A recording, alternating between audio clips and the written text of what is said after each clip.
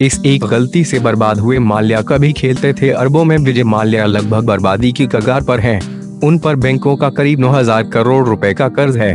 विजय माल्या की बर्बादी की वजह तो कई हैं, लेकिन 2007 में किए गए एक सौदे ने उन्हें भारत छोड़ने पर मजबूर कर दिया और एक जगह बैठे अरबों का लेन देन करने वाले विजय माल्या भगोड़े बन गए। 2007 में किए गए एक सौदे के 5 साल के अंदर ही माल्या की किंगफिशर एयरलाइंस बंद हो गई और माल्या एम्पायर लगभग खत्म हो गया। माल्या ने 2007 में देश की पहली लो कॉस्ट एविएशन कंपनी खरीदी थी। नाम था एयर डेकन। इसके लिए 200 करोड़ रुपए खर्च किए गए थे।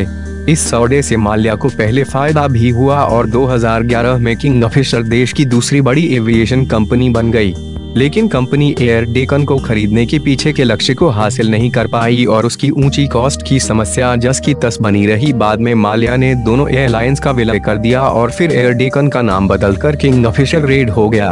ये प्रीमियम सेवाओं के साथ ही लो कॉस्ट सेवाएं भी देने लगी, लेकिन कुछ समय बाद ही इससे किंगफिशर पर दोहरी मांच पड़ी। पहली किंगफिशर के इकोनॉमी पैसेंजर्स ने किंगफिशर रेड की ओर रुख करना शुरू कर दिया, जहां सुविधाएं लगभग एक जैसी थीं लेकिन कीमत कम थी। जब माल्या ने किंगफिशर रेड के किराए को बढ़ाने का फैसला किया तो कस्टमर इंडिगो या स्पाइस जेट जैसी लो कॉस्ट एयरलाइंस की ओर रुख करने लगे। इतना ही नहीं, माल्या ने एक और गलत फैसला लिया। माल्या ने विलय के बाद एयर डेकन से सौतेलों जैसा बर्ताव किया। माल्या को उम्मीद थी कि एयर डेकन के कस्टमर किंगफिशर की ओर रुख करेंगे और माल्या फायदे में रहेंगे, लेकिन हुआ इसका उल्टा। आखिर में एयर डेकन किंगफिशर रेड के कस्टमर दूसरी लो कॉस्ट एयरलाइंस की ओर रुख करने लगे और अक्टूबर 2012 में किंगफिशर एयरलाइंस हमेशा के लिए बंद हो गई।